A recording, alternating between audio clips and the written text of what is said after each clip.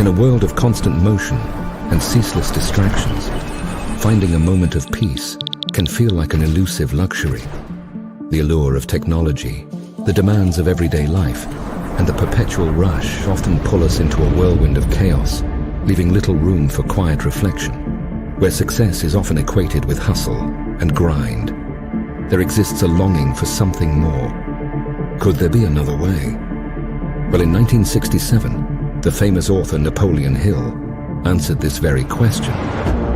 He published his final book, Grow Rich with Peace of Mind. He discovered that true success isn't just about accumulation. It's about finding harmony within oneself and with the world around us. One that honors both ambition and inner peace. Rediscover Napoleon Hill's timeless wisdom. Think and Grow Rich with Peace of Mind, an online event that dares to challenge the frenetic rhythm of our modern world. Something is coming.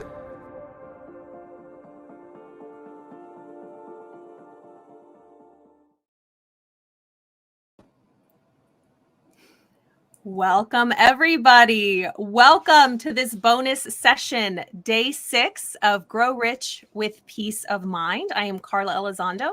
I'm a certified coach and a principal teacher here at the Napoleon Hill Institute. And we are so grateful that each and every one of you are here. We can see all of your comments coming in from all around the world. And we truly are so grateful that you're here with us to share these teachings. And what does growing rich mean with peace of mind? First of all, what is peace of mind? We learned a lot last week. Peace of mind. If we do not have peace of mind, we can't enjoy anything in life. It's just like health. We can have all the things, but if we aren't healthy, if we aren't present to really enjoy it, what's the point? So Napoleon Hill's teachings goes far beyond the material world. And as we learned last week, it's about the true riches of life. Peace of mind, relationships, love, connection. And we hope that you learned a lot, a part of the Facebook group, doing all of the assignments. And today we are here for another bonus session. And we're really going to talk about today, what does it look like for these principles in action to be really applied in the personal and spiritual development world? We learn a lot. We take in a lot of information. We watch all of the videos, we see the trainings, we hear the speeches, we come to events like these. However, if it was just about listening and learning these principles and reading the books, a lot more people would be successful. But why is it that only so few, about 2% of the world, are successful? It's because they apply what they learn. They apply these principles. So we have 2 wonderful women. They are also coaches here at the Napoleon Hill Institute, but more importantly, they're students, just like me. I'm a coach here, but I am first a student. So please welcome Amy Mosser and Molly Croker. They will be with us here today, and I'll have them share their stories of how they implement and how they truly live these principles, because anybody can learn these principles. As we learned last week from Scott and from the mind model, it's not what we know, it's what we feel. And what we feel is the vibration we're in and the action we take. So we're going to hear some really great stories today. I want to start with you, Amy, if you want to introduce yourself and just share anything that's on your heart today. Of course. Thank you so much, Carla. Molly and I are actually sisters, and we call Carla our third sister, and we're open to more. We love building other women up, other people up, and empowering. So, oh my goodness, my journey with Napoleon Hill has just been absolutely incredible. It is something that I have prayed for, and I read Think and Grow Rich back in college and began enacting some of the principles then. But as they say, oftentimes it's not until maybe your back's up against the wall or you come up against adversity that you find your true other self. And that's what happened to me when I really started to, I was kind of an unconscious competent, as they call it. So I was living the principles that really had a profound impact on me. But it wasn't until I had a diagnosis with my son that the principles of faith and decision and inspired action and persistence all came into place. So all of the principles of Napoleon Hill really were deeply, they were embedded in me, but I actually put them all out into putting them into action. And so it has been just an incredible life that I have lived by living these principles. Thank you for sharing. I know that the story with your son, a lot of us spoke last week and all of you watching were really vulnerable, and we really appreciated that, sharing the trials that you've been through, because we all come to this information because we're seeking something. We want to overcome the adversity. And these principles truly work. They work if you work them. I shared a little bit about my journey when it came to making a decision, the principle of decision, to stop drinking. I used to use alcohol to cope. And that is one of the things that, we can go our whole life never questioning why we do what we do or why we get the results we get. However, when I knew in my heart, when I knew in my soul that certain things I was doing, I suffered from anxiety. How was my mindset? What was I thinking? What was causing these anxious thoughts? It was through implementing faith, making a decision as well, persisting. And most importantly, a topic or one of the principles, the mastermind principles. These beautiful women are a part of my mastermind group, and it helps to have support. Remember, we don't do anything alone. We need others to help us. It makes it so much easier, and you can skyrocket so much quicker. That's why places like the Napoleon Hill Institute, to really be a part of a community, to make those quantum leaps, because you're surrounded, as we talked about, by that energy, by that frequency. So thank you, Amy. And we can touch a little bit more on that story, but I want to introduce Molly Croker. Welcome. Thank you, friend. Hello, everyone. My name is Molly Croker, and I am Amy's older sister. Yes. And I would also be Carla's older sister then, therefore. So I have a little bit different background because I was not an entrepreneur like my sister. We both did go to the same college, but I chose the more traditional route of sports medicine, physical therapy. I worked hard and was one of the few chosen for graduate school. And that was really important to me at that time, was how many initials were behind your name, because that's what creates success, right? So I kind of stumbled into this whole personal development. I already thought I was successful, again, because of the amount of years I had in school and initials behind my name, but that wasn't fulfilling me. And when I stumbled upon a social selling business, that's when I really got invested in personal growth and development. And I'll be honest, I really thought that was for people that didn't have friends, to be quite honest. I had plenty of those. I have a big friend group. I love my graduate school friends. I was in a sorority, all the things, but I was unfulfilled. But I was getting results. So I kept thinking, there's got to be something here. And 18 years later, when I saw my sister's transformation, and I think that's really important for those of you that are out there that are like me, that your bookshelf is covered in every single book. I have read every single book by every thought leader, and they're incredible. But honestly, was I that different? I wasn't. And my sister went through the self-confidence boot camp with Cleona, who she found on Instagram. And isn't that wild, the way the world works? But it was truly that I saw her transformational growth that I thought, why are you not telling me? We talk all the time about everything. And I thought, why are you not telling me? Because I finally saw the growth. So if that's any of you out there that are doing shelf help, that was me. That was Amy for so long. Wonderful people, right? Positive mental attitude. I still was using the principles of Napoleon Hill, but until I went within and I did the inner work, did I even realize, oh my goodness, because physically I'm I'm the strongest person I've ever met. Like I can do hard things, but oh my goodness, when you do the inner work, and I didn't understand that. I did not understand that until the Napoleon Hill Institute. It's so much more than reading the book Think and Grow Rich, because I had done that plenty of times. But this is a completely different next level to go within. Mm-hmm. That's such an important point. It is. It's living from the inside out. Living from the inside out, not the outside in. We must live from the inside out, because that is how everything is created. Everything is first a thought. Everything is formless. And through our thoughts, through our attention, we begin to vibrate, as we learned last week. And then that will dictate the frequency that we are on. And so I want to talk a little bit about what principle stands out to each of you. Amy, I'll start with you. I know you shared a little bit about how you use these principles in, getting that diagnosis of your son. I know that you're a successful real estate agent. I mean, you're an entrepreneur. Molly, you're in the, you were in the physical wellness and health industry, and now you have a booming social selling industry.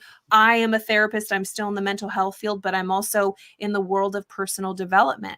And so even as you watch here, wherever you're at in the world, look at us. We're all from different parts of the country, number one. We're all different ages. We've all had different experiences in life. We all do very different things. However, we're very successful in what we do. And it was not that case always. It was not that case always. Molly used that great term, shelf help, not self-help, shelf help. How many books do we have on the shelf? How many programs do we have on the shelf? Remaining on the shelf, never implementing them, never carrying them out. We might do it for a few months and then we fall off the wagon. Oh, this stuff doesn't work.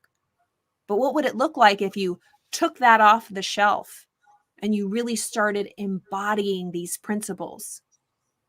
We are that. Look at each of us. Look at Cleona. Look at Scott. Look at anybody a part of this Napoleon Hill Institute. We are a product of the product. And that is the difference. That's the difference here. So, Amy, what principle for you has had the most impact, or what's your favorite one? Okay, well, I'm going to say there is a tie. Decision and faith are the two principles that I live by. I believe, and I did, that you have to make a decision and step out in faith. And of course, inspired action comes with that. So going back, I have been had a very successful career. I still do in the real estate business. So I have, since the age of 22, been a 1099 employee. I have always owned my own business. My former husband and I owned golf stores. We owned nearly 1,000 rental doors, rental units. We owned a 90,000 square foot gym that had a couple of thousand members. And so I have always made decisions, made a decision to buy a business, made a decision to purchase real estate, and then stepped out in faith because I didn't know how it was going to go. We had financial figures, right? The previous owners had this, but you have to step out in faith. I didn't know how to run golf stores when I was 22. I didn't know how to run real estate. I didn't know how to build a real estate team, but I stepped out in faith. And I know that if you take risk, if you make decisions, faith has to be involved because it just goes hand in hand. You cannot take risk. You cannot make decisions without having faith. And so fast forward to when I had a child who began to have several hundred seizures. He was 2, perfectly healthy. And all of a sudden I saw some odd things happening to him. He would drop. Then he finally started to have what we then called tonic-clonic seizures or grand mal seizures. And I finally was able to get him up to Minnesota. We're in Nebraska, to a pediatric epilepsy unit. And I remember when I walked in there, I thought, what's wrong with these children? There were 9 other children in there. They had their EEG, all the wires. Many of them were in wheelchairs. They were maybe teenagers, but were, maybe they were diapered still, they were tube fed. And I remember walking in and saying, what's wrong with all of these children? And the nurse said, oh, don't worry, they have Lennox-Gastaut syndrome. We'll find out what's wrong with your Charlie and we'll be fine. We'll get his seizures under control. Well, 24 hours later, the doctor put us in a boardroom around a conference table and said, your child has Lennox-Gastaut syndrome. And I remember crawling on my hands and knees to the end of a hallway on the hard tile. It was definitely an out-of-body experience. And when I got to the end of the hallway, there was a church across the street. And there was a cross that had a light shining. And I had a divine spiritual experience. And inwardly, I felt this voice say, stand up, your child's going to be a miracle. That was the day I made a decision to step out in faith. Even though the doctor told me 99% of the children would remain 2-year-olds, would be diapered, would be medication resistant, would need PT and OT and all of this, I made a decision to not look at the internet, to not listen to the doctors, to keep my blinders on. And I knew that my child was going to be healed because I made a decision. I was going to do everything and also step out in faith. I made the decision to have faith that he was going to be healed. So 19 years later, he is playing baseball. He's a left-handed pitcher. I weaned him off all medication. He's the only one of record that I have been able to connect with that's seizure-free, medication-free, and disability-free.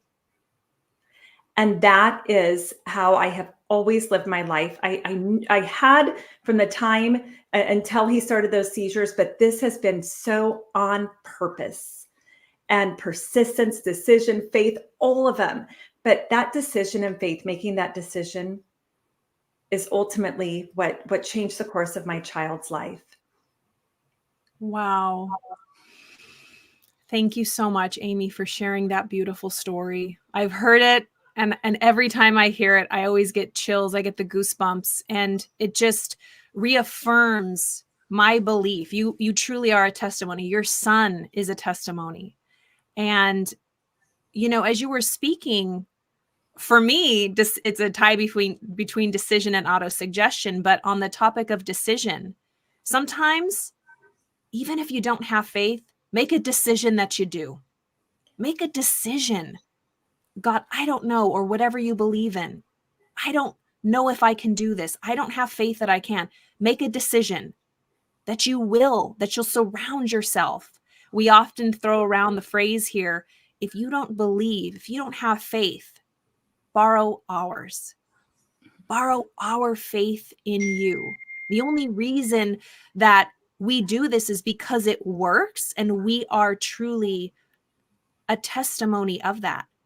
And we want that for you, whatever it looks like for you in your life, whether it be a health challenge, a financial challenge, a relationship challenge, whatever it is. If you're lacking in that faith, take ours. Truly lean on the mastermind. Where 2 or more are joined, lean on this vibration, on this energy. It truly, miracles happen. Miracles happen. So thank you for that, Amy. My goodness, so powerful. What about you, Molly? What's a principle in Napoleon Hill's Think and Grow Rich, or any of his success philosophies that you really love? Well, I'm going to go the other way. I'm like, decision and faith, yes, 100%. So I'm going to pick persistence. I think my life is just one of persistence, and I love persistence. I love positive mental attitude. Those are definitely 2 that have helped me. And I'll use a specific situation. I made a decision after racing for 20 years that I was going to do Ironman. And I originally thought I would do Ironman at the age of 40. And it took me until the age of 52, just because of the busyness of life and busy kids and lives and careers. But persistence, it's on my vision board. It had been there for 12 years, and I persisted, always with a positive mental attitude, but persistence. When you're biking for 112 miles up and down hills, and I had a smile on my face that entire time.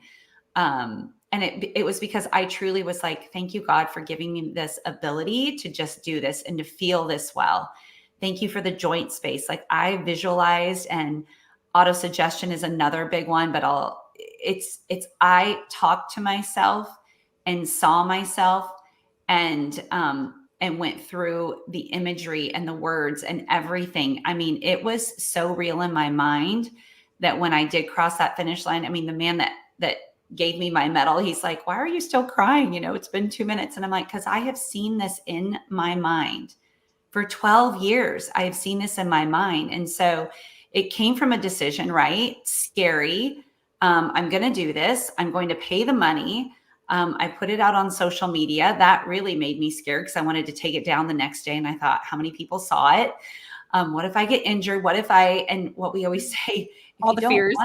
Don't think it. So why would I even think that? So positive mental attitude throughout the entire training, because 9 months of training in all kinds of weather. We live in Nebraska, and you had to have a positive mental attitude. Some days you woke up, it was 110 degrees, and you were like, I am so blessed that I get to go ride 80 miles and run 15 right after it.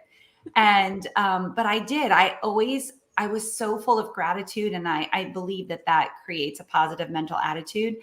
And then persistence. I mean, I knew I was going to do this from the time I was 31 in my very first race to 20 years later. I knew that I was going to do this. And so that was a long road of persistence.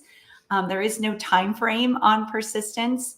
So I'm going to go with those two as my top two. Right. Change it up a little bit. Yes, I love it. And as we're talking, I'm sure we're like, oh yeah, me too. They're also PMA, positive mental attitude, decision, persistence. I've ran 3 full marathons, but tell people who aren't familiar with the Ironman, what exactly does an Ironman consist of? It's all in one day. My sister's husband was like, all in one day. So 2.4 mile swim. So that's a lengthy swim, 112 miles on your bike.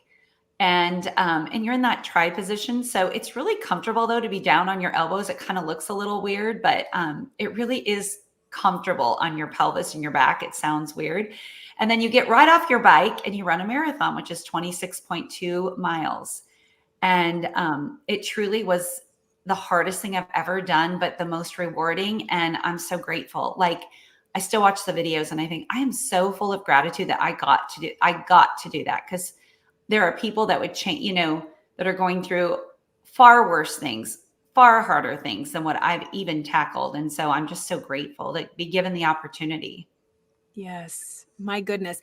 And as you're talking, it's just reminding me, because sometimes I forget, because persistence as a runner, like you put me to shame with Ironman, but in a fun way. If you're an athlete, if you love to, have personal records, whatever it is, walking, it does not matter, whatever it is to you. The number one thing for me, and I would really, encourage everybody who's watching, anybody who's into personal development, who are you listening to? Who are you surrounding yourself with? And what are they doing? What are their results? For me, I've been studying this for 20 plus years. And I remember looking at the teachers who are all amazing. This is great information. It makes you feel good. It pumps you up. It can motivate you. But at the end of the day, what was I doing? What inspired action was I taking? Forget inspired action. What any action was I taking? And I looked at myself and I'm like, ooh, Carla, you're in the same place you were last year. You're in the same place you were 5 years ago. You're in the same place you were a decade ago. And that was my biggest nightmare. My biggest fear in life was not reaching my potential. My biggest fear in life was missing it. And I realized I fell into drifting. I fell into what everybody, the 98% were doing. Talk. But what results? All good intentions. Oh, I was going to do that. Oh, but what are the results? So when I come into places like the Napoleon Hill Institute, there's no other place that I have experienced that I can see someone like Amy with a powerful testimony, not just of her son and her health, but 6 and 7 figure businesses consistently, not just one, multiple. What's that about? That's what this is about. Somebody like Molly, a lot of people do social selling. It's a beautiful way to make, it's an entrepreneurial feat. But how many people are in social selling and they never make it? Or they have a bad attitude about it, or they think they have a lot of opinions about it. However, Molly keeps growing 6 and 7 figures. I mean, these aren't coincidences. And I can go on and on and on. Somebody like me, and I don't think I shared this, I was a bartender for 17 years. I was in the service industry, and I used to say, I'm in the hospitality industry, to try to butter it up. I was a bartender. I mean, in nice places, but it doesn't matter. And there's nothing wrong with that. Nothing. I mean, I made almost 6 figures myself doing that at high-end places. However, what did I really want? I was settling. I had the money. I had the lifestyle. I even went back to school and got the degrees. Like Molly was saying, I was playing the game. Yeah, I bartend, but I'm also have a master's degree in psychology. What was I doing with it? Until I applied, really, I would say for me, and I'll ask you too the same. What was the switch for you? When it could have been, because we're always growing, but what is one of the switches for you ladies that you realized, oh, I'm just going through the motions. I've settled and I want to make a switch. For me, I've decided one of them was I've always wanted to run a full marathon, 26.2 miles. And it was probably a couple months before it was the Los Angeles Marathon. And I was so excited. I've always loved running. And I made a decision. I remember standing in the hallway, looking in the mirror at myself and be like, I'm going to do this. But I knew in my heart, it was more than just running a marathon. It was going to save my life. Because at that point, I was so low. I needed a goal. I needed hope. I needed something to look forward to. And so I stepped out in faith. I had never run a marathon before. I never knew anyone that ran a marathon before. I had no idea, but I made the decision and then I started getting the answers. And 8 weeks later, all my family is standing and cheering me at the end with the signs. And I had pictured that and I felt it. I had it on my vision board. I would get emotionally involved with it. And that's what led me to do the inspired action of getting up when it was still dark outside and the moon was up to go run my 15 miles, my 20 miles to get prepared for it. Cut to, I finished 3 full marathons. I will never do that again. I've done a lot of halves, but it's that mind-body connection. You can do anything you put your mind to. So persistence, faith, making the decision. And I talk a lot about when it comes to my mental health and using, things to cope that I knew were blocking me from my greatest. We all have that 1 degree. Napoleon Hill talks about the 3 feet from gold, that beautiful story. So wherever you're at, you are 3 feet away. Everybody's 3 feet away. But what's going to put you over the edge? For me, it was decision, persistence, and all of these things that really put me on a new frequency, to be honest. Amy, what's something in life that kind of shifted you to a new frequency? What was a decision or a step out in faith that you made?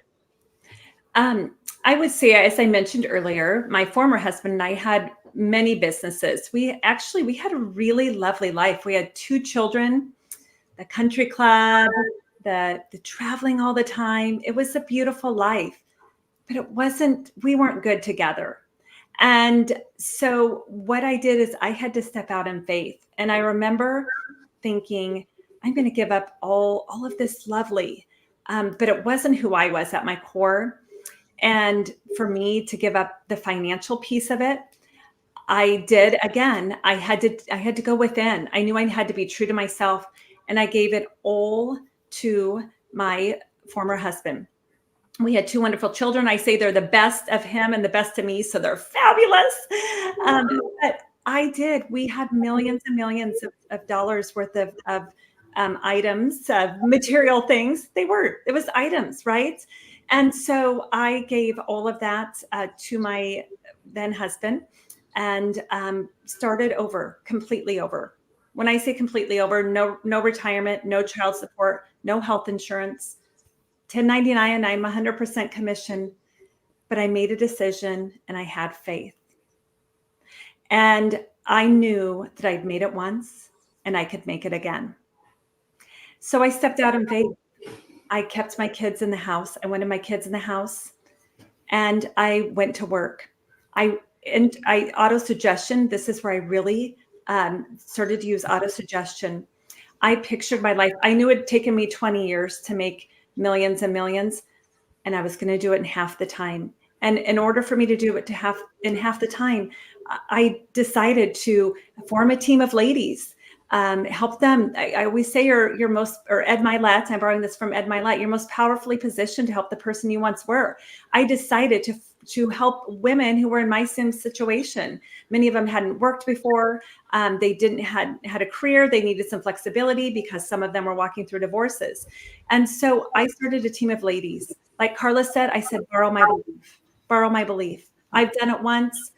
I'm doing this. I stepped out in faith from a marriage that didn't align with me. And so I helped them build. In fact, now they're all top producers in our company. They're amazing women who I absolutely love. So I stepped out in faith.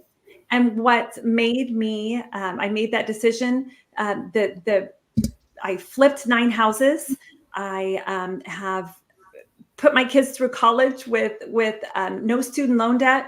I've sent them to travel abroad. I have continued to support orphanages. I increased my tithing when I didn't know where my next, if I could meet my mortgage payment, I increased my tithing because you can't outgive God. So I made decisions. I knew that if I was not uncomfortable, I wasn't growing, and darn was I uncomfortable. So I knew I was growing because I was darn uncomfortable.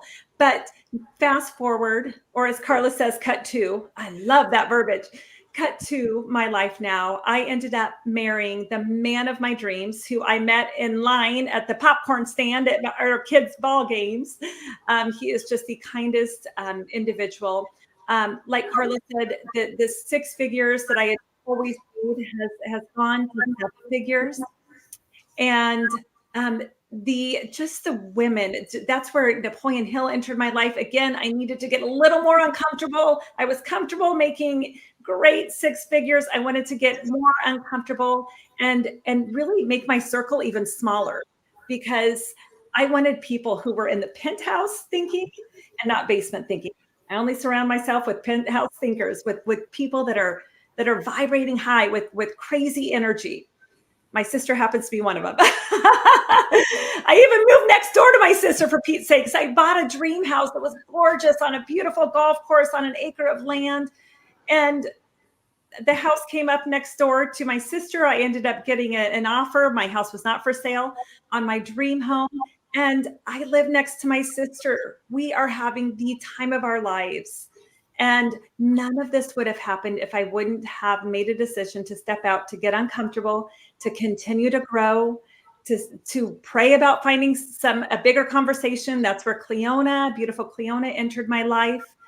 I knew I was going to be friends with her. I knew that we were all going to do something even bigger than selling millions of dollars worth of real estate. So that was a long-winded answer, wasn't it? But I'm so passionate about where my life is, about being uncomfortable, and surrounding yourself with penthouse thinkers, with big picture, high energy, high vibe, faithful people. Yes. Thank you. No, that was a perfect answer. And I'm sure everybody can feel that energy and that vibration. It puts us on a whole different frequency. And so I heard a few things. One of them was, with every adversity, anybody who's gone through a breakup or a divorce, especially when children are involved, losing money, within every adversity has within it the seed of an equivalent or greater opportunity and advantage. You kept a positive mental attitude. Wow. Because how many people go through that and they're bitter or they're down, or they have negativity or hate in their heart. And they would be right. But would we rather be right or at peace? And that's always a challenge for all of us. So, wow, thank you, Amy. Molly, what about you? When was something that you had a switch or a flip and you're like, you know what? I need to really amp up. I'm uncomfortable and I'm not satisfied. And before you share, we talk a lot about in our mastermind group, we call it divine discontentment, when we're divinely dissatisfied. And so think about this. Dissatisfaction. If you're dissatisfied, if you're not happy, don't feel bad. It's actually a good thing. It means you are 3 feet from the next version, your other self. Because if you're dissatisfied, you're drifting, as Napoleon Hill talks about in his great book, Outwitting the Devil. So dissatisfaction is actually a creative state, because when people are dissatisfied or unhappy, that is the urge, that is the whisper, that's the calling to step up and be creative, to step into the new version of yourself. Because think about it, if you were satisfied with what you had in life, if you were satisfied, you would stay exactly the same. If people were satisfied with the old rotary phone, we never would have cell phones. If we were satisfied with the horse and carriage, we would never have cars.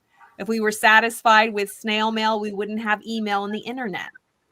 So every time we are dissatisfied, always be grateful and happy for what you have, but never be satisfied, because that's when we grow and when we stretch for ourselves. And when you grow and stretch, it benefits everybody around you, even on a global scale.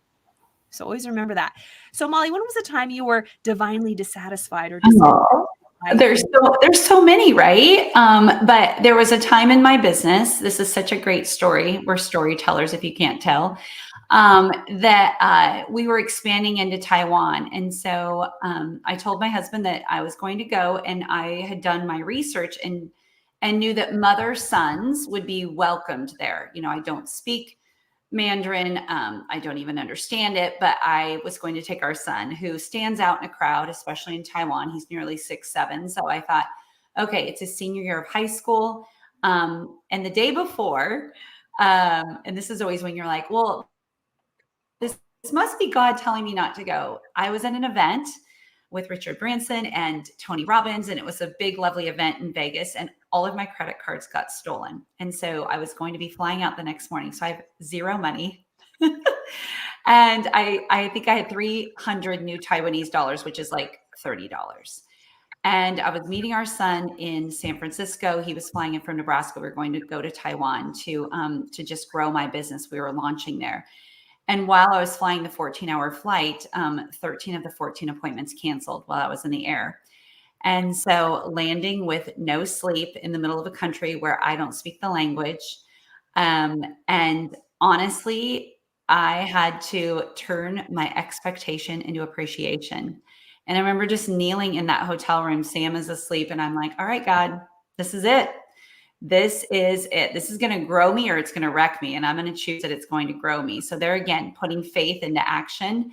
And I will tell you, it was one of the most significant turning points in not just my business, but into who I am today. And I love that. And so I wanted a global business, and that's what made me stretch again to find the Napoleon Hill Institute. A lot of us, we're already successful. You already have the results. You're like, well, I'm doing pretty darn good.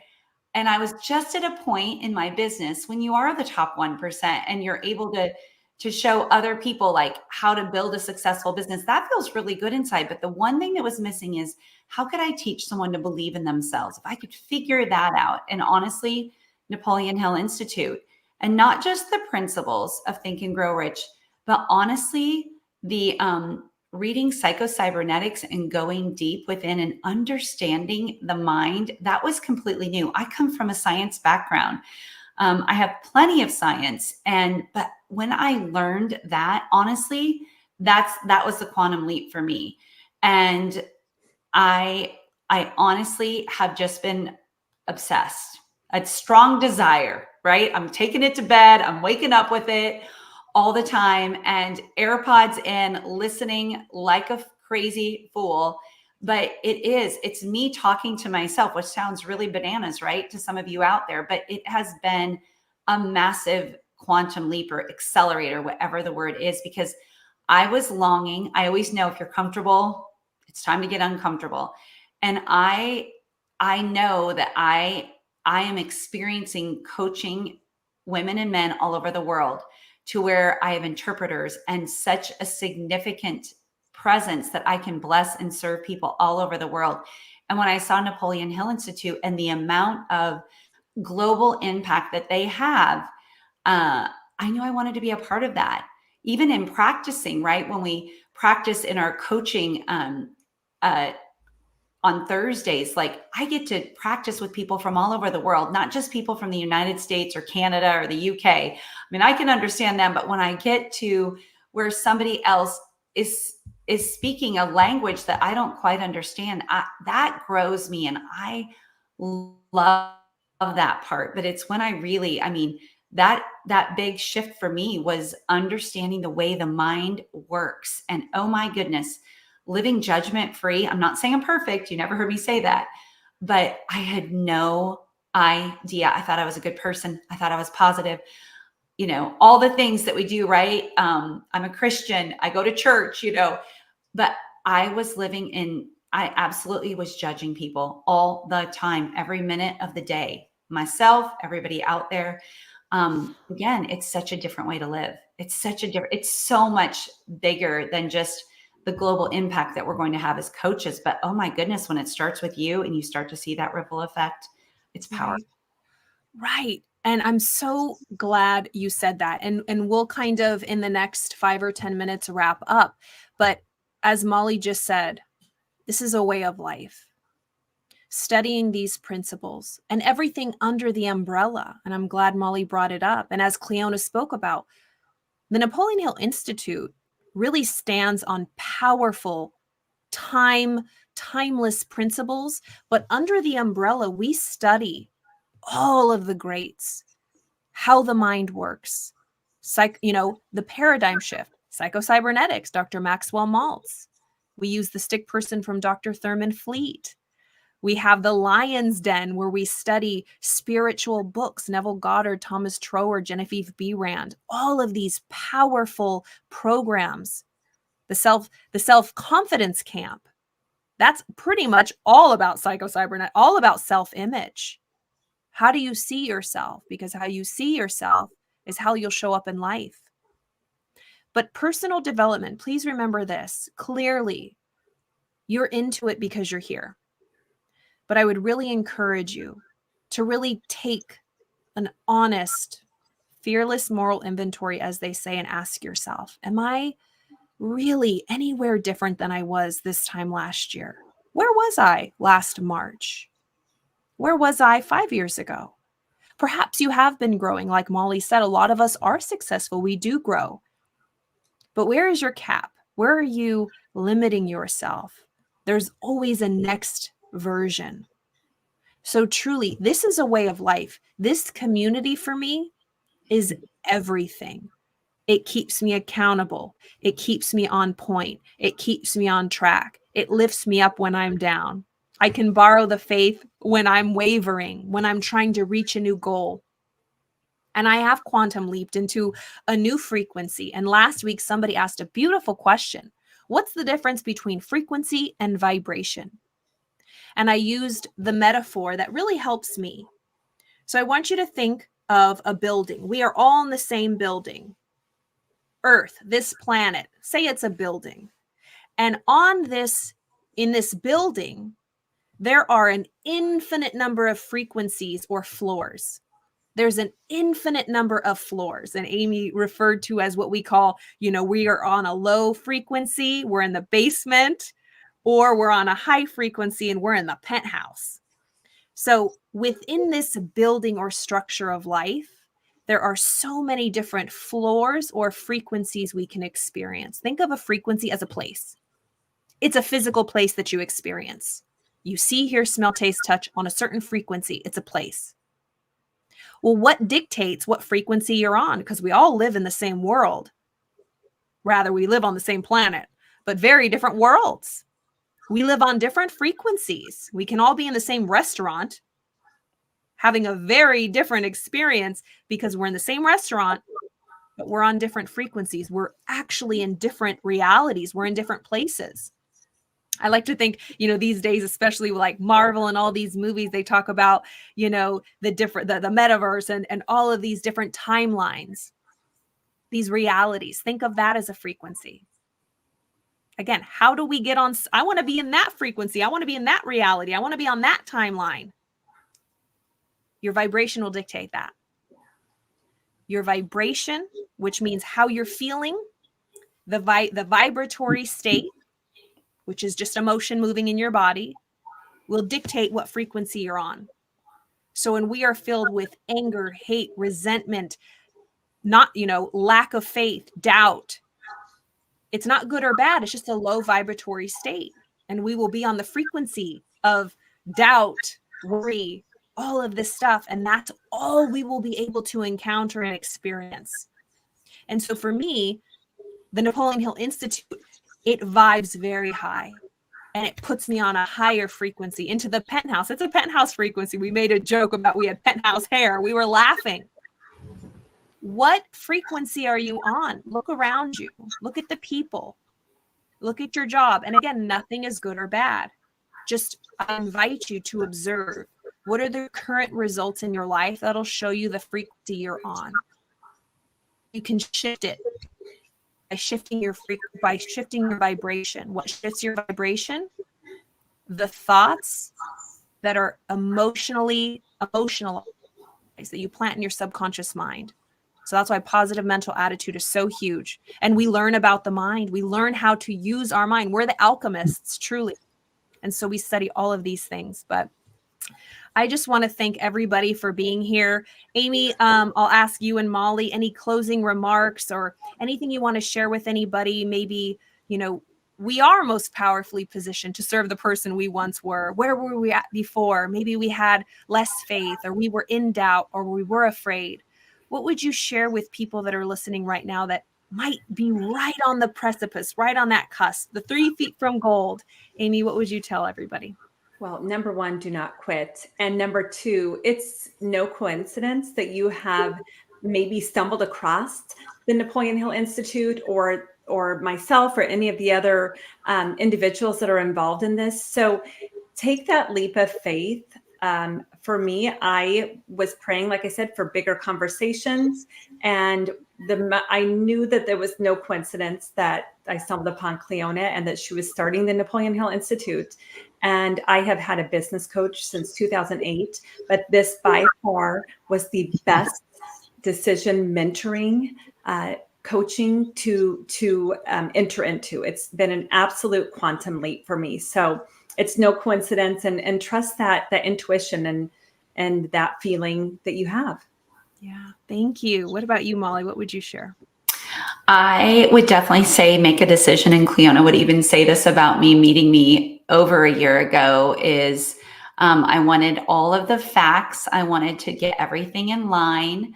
And I was like, I'm a different person a year later. So I think the biggest thing I would say is make a decision. People who are successful make decisions quickly and change their mind slowly, and make a decision. Like, it is done.